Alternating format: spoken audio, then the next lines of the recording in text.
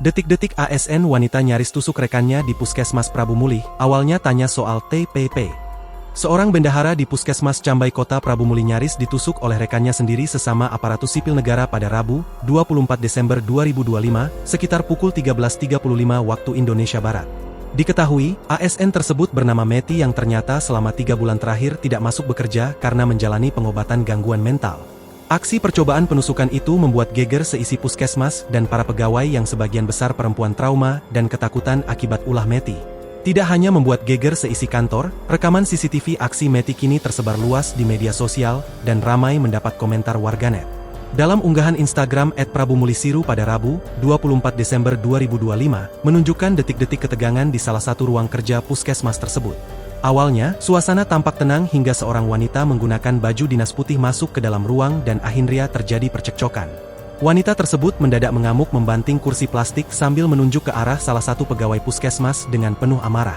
Ia langsung mengeluarkan senjata tajam jenis pisau dari tasnya dan mengancam penusukan ke 5 pegawai lainnya yang masih berada di dalam ruangan. Kemudian, sempat terdengar suara teriakan dari para pegawai yang berusaha menyelamatkan diri. Salah satu pegawai pun berhasil keluar dan segera meminta pertolongan. Bahkan petugas puskesmas laki-laki yang hendak melerai wanita tersebut nyaris ditusuk oleh pelaku. Menurut informasi yang dihimpun, peristiwa ini bermula dari persoalan administrasi keuangan.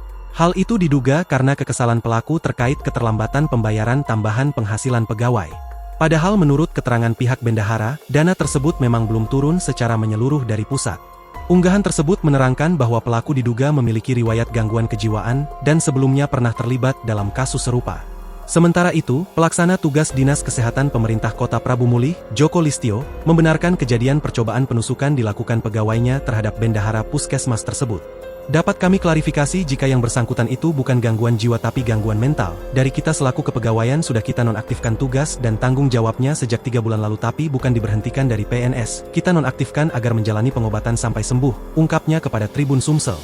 Joko mengaku kemungkinan yang bersangkutan masih berpikiran kenapa TPP belum cair-cair lalu ia mendatangi Puskesmas Cambai dan bendahara menjelaskan dengan baik namun Meti tidak terima dengan penjelasan itu.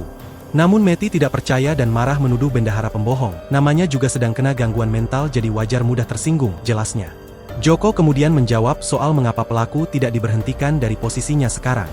Karena dia sakit dan dalam pengobatan dan kita tidak bisa asal berhentikan. Jadi dia masih PNS karena kita mikir juga dia butuh biaya untuk pengobatan dan kelangsungan hidupnya apalagi beliau itu kadang senang kadang seperti itu, tuturnya. Joko menegaskan jika Meti bukan mengalami gangguan jiwa namun gangguan mental, karena menurutnya si pelaku sedang ada masalah keluarga dengan suaminya dan kini masih dalam pengobatan serta diawasi oleh keluarga. Rencana kami dari Dinas Kesehatan malam ini akan koordinasi dengan keluarga untuk dibawa ke Rumah Sakit Ernaldi Bahar Palembang untuk menjalani pengobatan, tambahnya.